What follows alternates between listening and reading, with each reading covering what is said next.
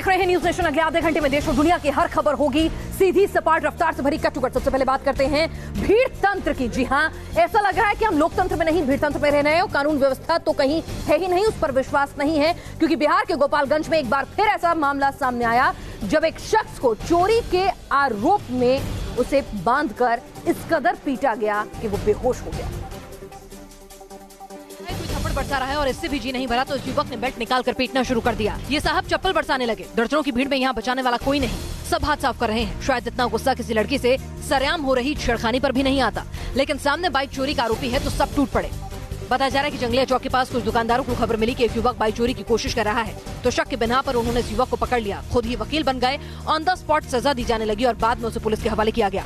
पर सवाल ये कि आखिर भीड़ को ऐसा इंसाफ करने का हक किसने दिया। हमारी अपील है कि जुर्म रोकने में पुलिस के मददगार बने, लेकिन खुद फैसला करने पर उतारू न हो जाए। आपको दिखाते हैं किस तरह से मंत्री जी जो हैं सारी मर्यादाएं भूल गए। शादी ब्याह में परिवार के लोग जो हैं नजर उतारते हुए नोट जो हैं वो बरसाते हैं, समझ में आता है। लेकिन एक मंत्री लोक गीतों के कार्यक्रम में नोट बरसाता हुआ नजर आया तो बवाल होना लाजमी था।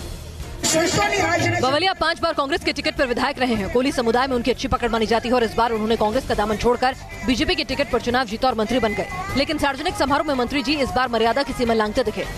राजकोट में लोकगीतों से सजी महफिल थी। गायिका की सुर साधना से लोगों का मन मोह लिया और मंत्री जी स्टेज पर पहुंचे और नोट बरसाने लगे। तस्वीरें कैमरे में कैद हो गयी, वीडियो वायरल हो गया और अब सियासी विरोधियों ने नैतिकता की नसीहत दे रहे हैं। और अब आपको दिखाते हैं तीसरी आंख, यानी सीसीटीवी कैमरे में जब गुनाह कैद होता है तो किस तरह की तस्वीरें सामने आती हैं। झाबुआ में बैंक कर्मचारी से लूट हुई तो वाराणसी में भी हुई वारदात। एमपी के झाबुआ में एक बैंक कर्मचारी से लूट की तस्वीरें सामने आई हैं। कैमरे में कैद तस्वीरों से बदमाश एक बाइक से आता दिख रहा है। काले रंग की जैकेट पहने बदमाश पार्किंग में बाइक खड़ी करता है और मुंह पर नकाब पहन लेता है। बताया जा रहा है कि इस युवक ने बैंक कर्मचारी को निशाना बनाया और उससे 2 लाख रुपए, मोबाइल और बाइक लूट कर फरार हो गया। कैमरे में रिश्वत लेते कैद हुए दरोगा जी और मच गया पूरे पुलिस महकमे में हड़कंप। मामला वाराणसी के लोता थाने का है, जहां दरोगा शमशेर आलम एक पीड़िता के घर पहुंचे और फिर घूस के पैसे लेने लगे। बताया जा रहा है कि दरोगा साहब आरोपी को जल्द पकड़वाने के लिए रिश्वत ले रहे थे। एक पुलिसकर्मी के पैसे लेने की तस्वीरें वायरल हुई तो पुलिस की खूब फजीहत हुई। बाद में एसएसपी ने आरोपी दरोगा को सस्पेंड कर दिया। और घाटी में सेना ने चलाया हुआ है ऑपरेशन क्लीन और आतंकियों की कमर तोड़कर रखी हुई है और बारामूला को पहला ऐसा जिला बना दिया है जहां कोई भी जिंदा आतंकी नहीं बचा है।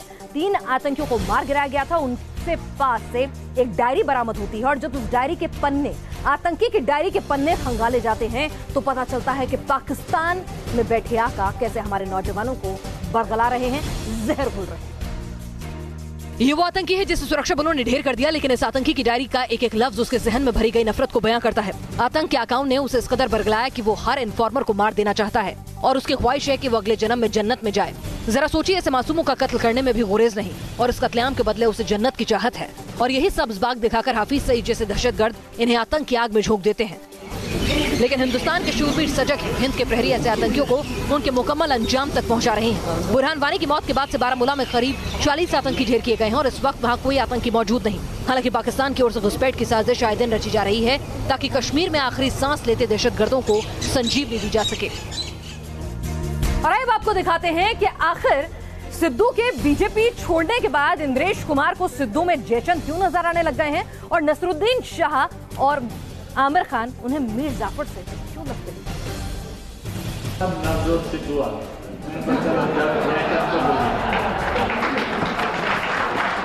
और थोड़ी देर बाद नसीरुद्दीन और आमिर खान आने वाले का मीर जाफर। नवजोत सिंह सिद्धू पूर्व क्रिकेटर और पंजाब सरकार में मंत्री, लेकिन हाथों से बीजेपी का झंडा क्या छूटा, इंद्रेश कुमार को वो जयचंद लगने लगे। नसरुद्दीन शाह और आमिर खान जिनकी कला हर देशवासी के लिए गौरव है, वो इंद्रेश कुमार को मीर जाफर लगते हैं। 28 जनवरी को अलीगढ़ में कार्यक्रम के दौरान इंद्रेश कुमार की जुबान नहीं फिसली। पूरी सजगता से उन्होंने ये बयान दिया और वो इतने पर ही नहीं रुके। कलाकार हो सकते हैं, हंसाने वाले हो सकते हैं, पर सम्मान नहीं किया जाता क्योंकि they are traitors. Indresh Kumar RSS के राष्ट्रीय मुस्लिम मंच के संरक्षक हैं और उन्होंने अपने ही अंदाज में मुस्लिमों के लिए लकीर भी खींच दी। नसीहत ये कि वो कलाम जैसे बने, कसाब जैसे नहीं। पर सवाल ये कि बवाल तो इस बात का है कि इंद्रेश कुमार को सर्टिफिकेट जारी करने का हक किसने दिया, और उससे भी बड़ी बात ये कि अपनी बात रखना अब देश के लिए गद्दारी माना जाने लगेगा। चुनाव आ गए हैं तो ऐसे में अयोध्या राम मंदिर का मुद्दा भी उसका जिन भी बोतल से बाहर निकल आया है, उसको लेकर कभी अध्यादेश लाने की मांग की जाती है तो कोई अयोध्या कूच करने की बात कहता है तो कोई आर पार की लड़ाई की बात कहता है। और अब केंद्र सरकार ने एक नया शगुफा छेड़ दिया है। सुप्रीम कोर्ट में कहा है कि भाई जो 67 एकड़ जमीन है जो गैर विवादित है वो क्यों ना उनके मालिकों को लौटा दी जाए। बड़ी बात यह है कि 67 एकड़ गैर विवादित जमीन में 42 एकड़ जमीन राम भूमि जन्म न्यास की है और सरकार चाहती है कि राम जन्मभूमि न्यास को जमीन का हिस्सा वापस मिलना चाहिए।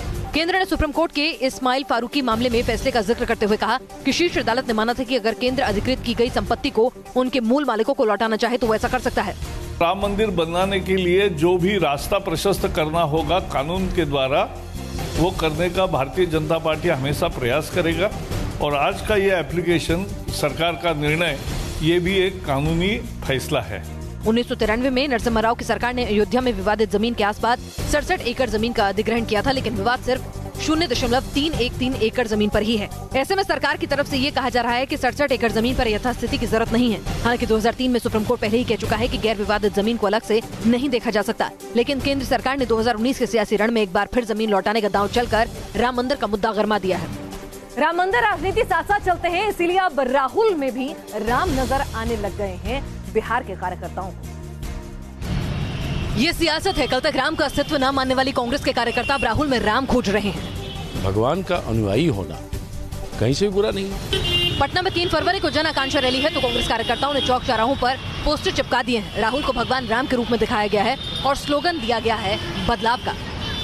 नहीं, ये मोदी जी का जलवा है कि मोदी जी के चलते अब कांग्रेस के लोग, समाजवादी के लोग, तमाम पार्टी के लोग राम के भक्त बने हुए हैं।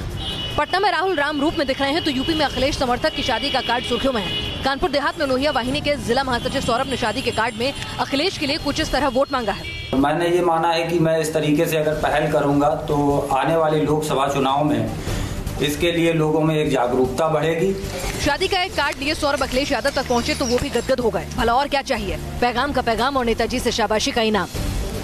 राजस्थान के जालौर में नेताजी जुटे थे चिंतन मंथन करने के लिए कि हारे क्यों, लेकिन कांग्रेस कार्यकर्ता आपस में कैसे भिड़ गए आप देखिए।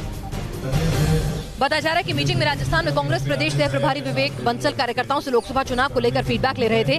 जालौर सीट पर कांग्रेस को विधानसभा चुनाव में हार का मुंह देखना पड़ा तो पार्टी कार्यकर्ताओं को एकजुट करना चाहती थी, लेकिन यहाँ गुटबाजी खुलकर सामने आ गई। कार्यकर्ता आपस में भिड़ गए, जमकर लात घूंसे चले। खबरों के मुताबिक कुछ कार्यकर्ताओं ने पत्थर तक उठा लिए।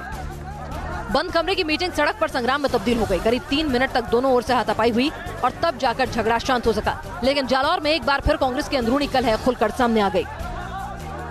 और जुर्म की दुनिया की हर बड़ी खबर जाने crime cut to cut. Delhi से सटे गाजियाबाद में पुलिस ने 4 शातिर बदमाशों को किया गिरफ्तार। राह चलती लड़कियों और महिलाओं के साथ लूटपाट करता था गैंग। बदमाशों के पास से 19 मोबाइल, 3 लैपटॉप बरामद। पुलिस ने चाकू, तमंचे और बाइक भी बरामद की। झारखंड के सिंहभूम में सुरक्षा बलों को मिली बड़ी कामयाबी। सुरक्षा बलों ने 3 नक्सलियों को किया ढेर। 2 AK-47 राइफल, 2 पिस्टल बरामद। नक्सलियों के खिलाफ तलाशी अभियान जारी। MP के खरगोन में 8 देसी पिस्टल के साथ एक बदमाश गिरफ्तार। एक फरार। पुलिस को देसी कट्टे और पिस्तौल की सप्लाई की खुफिया जानकारी मिली, जिसके आधार पर चेकिंग की गई और बदमाश को धर दबोचा। यूपी पुलिस भर्ती परीक्षा में धांधली। सहारनपुर में दूसरे के नाम से एग्जाम दे रहे 7 लोग गिरफ्तार। फर्जी एडमिट कार्ड, मोबाइल फोन भी जब्त। बिजनौर में सोलवर गैंग के 4 आरोपी गिरफ्तार। दूसरी जगह परीक्षा दे रहे आरोपियों के पास से 2 लाख रुपए बरामद। यूपी के शामली में पुलिस और बदमाशों के बीच एनकाउंटर। चेकिंग के दौरान 3 बदमाशों को पुलिस ने पकड़ने की कोशिश की तो उन्होंने पुलिस पर कई राउंड गोलियां दाग दी।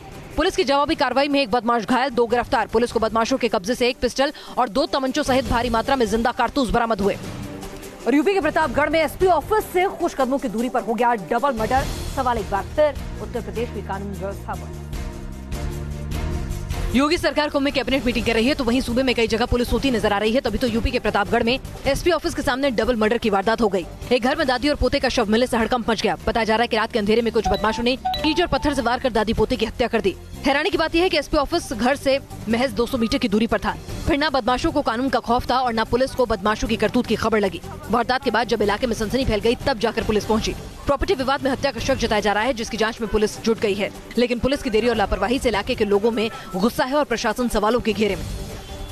और आज योगी और उनकी कैबिनेट ने न सिर्फ कुंभ में गंगा किनारे अपनी कैबिनेट की मीटिंग की, बल्कि गंगा में डुबकी भी लगाई और साथ ही आशीर्वाद भी लिया मिशन 2019 के लिए। साथ ही जनता को भी कुछ तोहफे दिए, जिनमें गंगा एक्सप्रेस वे अहम है।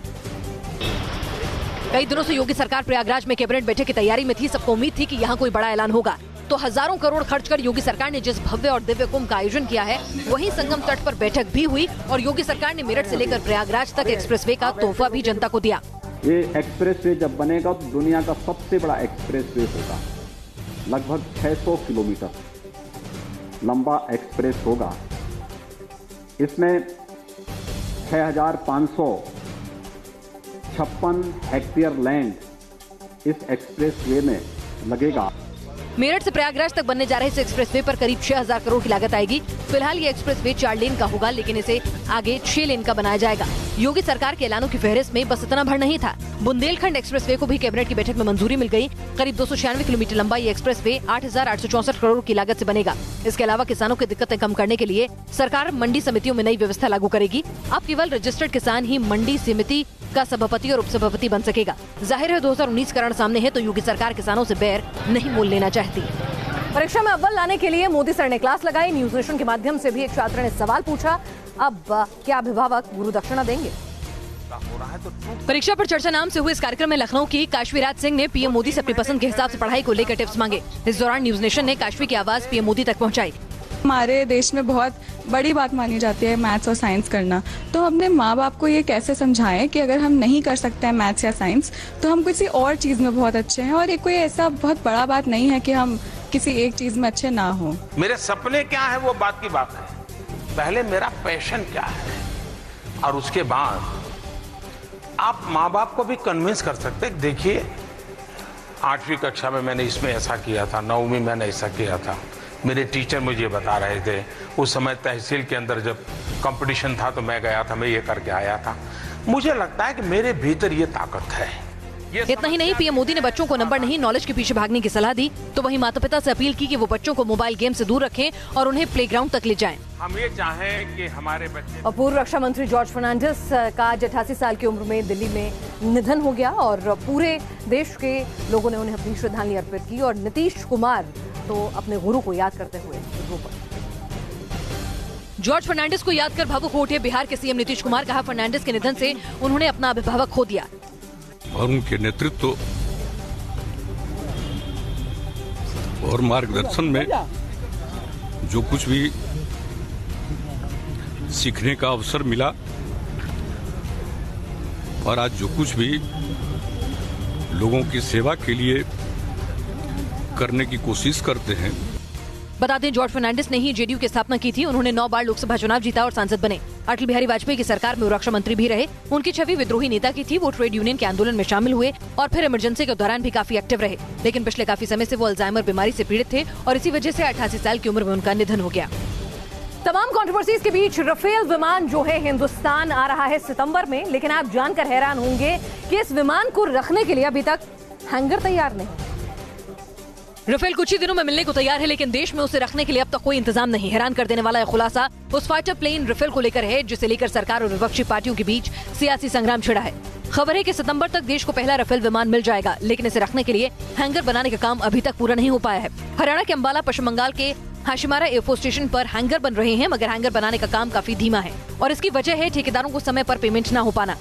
बताया जा रहा है कि देश भर में कॉन्ट्रैक्टर्स पर करीब 2000 करोड़ रुपए का बकाया है और इसकी वजह है फंड की भारी कमी। यानी देश हाईटेक प्लेन तो मांग रहा है, मगर जब उसके रखने का इंतजाम नहीं है तो फिर इस्तेमाल कैसे होगा। और बर्फबारी के बीच दूल्हा 10 किलोमीटर पैदल चलकर अपनी दुल्हन को लेने पहुंचा। बर्फबारी के बीच निकाली बारात, 0 डिग्री पर लिए फेरे और फिर दुल्हन को साथ लेकर वापस चल पड़ी बारात। ये तस्वीरें चंबा के डलहौजी की हैं, जो कड़ाके की ठंड और बर्फबारी से लोग बेहाल हैं। लेकिन बर्फबारी के बीच भी एक दूल्हे का उत्साह ऐसा कि वो अपनी दुल्हनिया को लेने बर्फ में ही 10 किलोमीटर तक पैदल चलकर आया। दूल्हे के साथ 60-70 बाराती बारात में पैदल दुल्हन के घर तक पहुंचे ताकि मुहूर्त का समय न निकल जाए। वहीं रुद्रप्रयाग में भी भारी बर्फबारी के बीच अनोखी शादियां देखने को मिली। भारी बर्फबारी की वजह से जब बारात की गाड़ियां फंस गईं, तो फौजी दूल्हा बर्फ के बीच 6 किलोमीटर पैदल चलकर लड़की वालों के घर पहुंचा। 25 बाराती भी साथ में पैदल चले। उत्तराखंड के ज्यादातर इलाकों में इस समय भारी बर्फबारी हो रही है, जिससे कई सड़कें बंद हो गई हैं। लेकिन कुछ लोगों में उत्साह ऐसा कि मौसम की मार भी उनके आड़े नहीं आती। अब दुनिया की हर बड़ी खबर जानिए फटाफट अंदाज में, देखिए वर्ल्ड कप टू।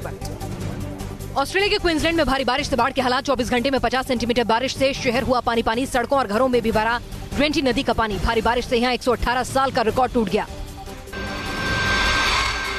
फ्रांस में येलो वेस्ट प्रदर्शन के खिलाफ हजारों लोग सड़क पर उतरे। पेरिस में 10,000 से ज्यादा लोगों ने रेड स्कार्फ पहनकर किया प्रदर्शन। मैक्रोन सरकार के समर्थन में उतरे लोगों ने शांतिपूर्ण तरीके से मार्च निकाला और बताया कि जनता को सही तरीके से विरोध करना चाहिए।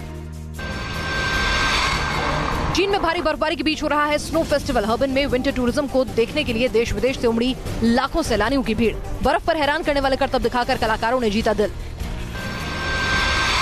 कैलिफोर्निया के जंगलों में लगी भीषण आग से 11 अरब 40 करोड़ डॉलर के नुकसान का आंकड़ा आया सामने। नवंबर में कैलिफोर्निया के जंगलों में लगी थी भीषण आग। अमेरिकी इतिहास की इस सबसे भीषण आग में 89 लोगों की हो गई थी मौत और 13,000 से ज्यादा घर और दफ्तर बर्बाद हुए। तो आपने देखी देश और दुनिया की हर खबर सीधी सपाट रफ्तार से भरी। फिलहाल दीजिए इजाजत, लेकिन कल सुबह ठीक 9 बजे फिर हाजिर होंगे खबरों की इसी रफ्तार, इसी अंदाज के साथ। खबर का चुकट में आप देखते रहिए न्यूज़।